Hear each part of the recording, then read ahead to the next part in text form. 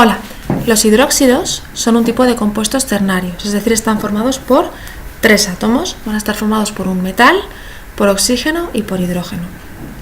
El número de oxidación de OH va a ser siempre -1 y aquí en la N pondríamos entonces el número de oxidación del metal. Es decir, por ejemplo, imaginar que tenemos el hidróxido de calcio. El hidróxido de calcio se formula así, que ahora veremos por qué, y como sabemos que el número de oxidación de todo el conjunto OH es -1 y aquí tenemos 2, y sabemos que el número de oxidación, la suma global, tiene que ser 0, pues aquí tendríamos +2. Por eso aquí ponemos siempre el número de oxidación del metal.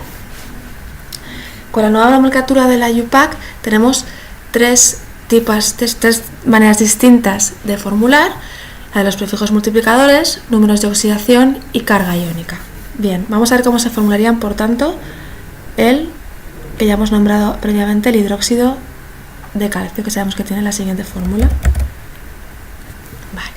Primero ponemos el prefijo seguido de la palabra hidróxido y luego el metal. El prefijo siempre se refiere a este de aquí, ¿no? Como tenemos dos, será el dihidróxido de, y el nombre del metal, que es el calcio. Con respecto a la formulación con números de oxidación, simplemente pondremos la palabra hidróxido de metal,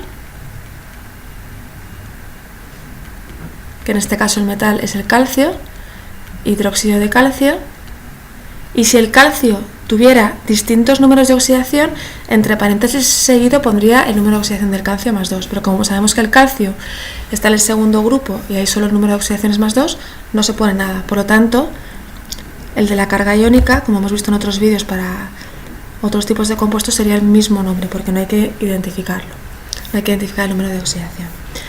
Vamos, por ejemplo, con el hidróxido de sodio. En este caso, como el número de oxidación del sodio es 1, aquí no tengo que poner nada. Y entonces aquí, como no tenemos ningún tipo de prefijo, sería el hidróxido de sodio. Que en ambos casos, en los tres casos, sería el mismo, porque el número de oxidación del sodio, al ser solamente 1, no hay que indicarlo. Vamos ahora con un hidróxido que tenga distintos números de oxidación, por ejemplo con el hidróxido de hierro,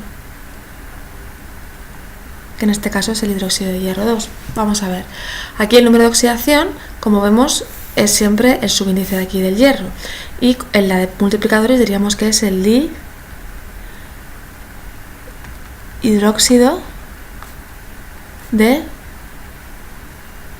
hierro. Para el número de oxidación será el hidróxido de hierro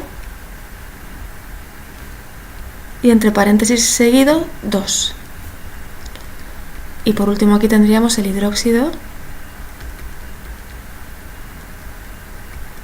de hierro y lo que se pone entre paréntesis es el símbolo más y luego el 2 de la carga.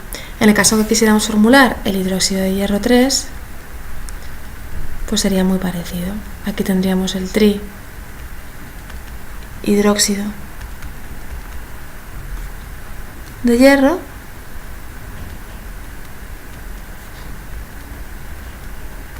aquí tendríamos el hidróxido de hierro 3 y el hidróxido de hierro +3, es decir, aquí sería lo mismo, simplemente que aquí pondríamos en números romanos 3 y aquí el hidróxido de hierro con la carga +3. Como veis, estos compuestos son muy fáciles de formular. Cuando hagamos los exámenes de la PAU los mezclaremos todos para ver cómo reconocerlos y ver cómo hacerlo. Un saludo.